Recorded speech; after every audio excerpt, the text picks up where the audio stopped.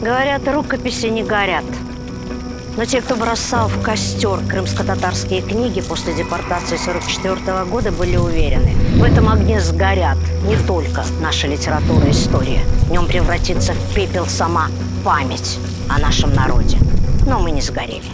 Как не сгорел памятник нашей истории и культуры «Кадаскерские тетради». 124 их тома вынесли из горящего хан-сарая при пожаре 1736 года. Но нашли их только через 100 лет и отправили в Санкт-Петербург. И еще почти через век они, наконец, вернулись домой, в Бахчисарайский музей.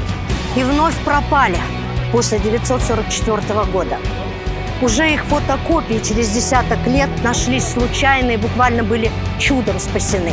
Их вырвали из рук печника. Бесценными бумагами он растапливал печь в Симферопольском музее. В 2017 году часть «Кадаскер Дефтерлера» была впервые издана в Крыму. Эту бесценную книгу вы сможете увидеть на первой крымско-татарской ярмарке.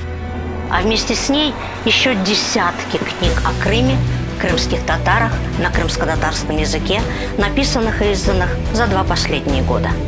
Первая крымско-татарская книжная ярмарка – это символ возрождения и развития нашего народа, которого не смог сжечь дотла огонь безжалостной истории.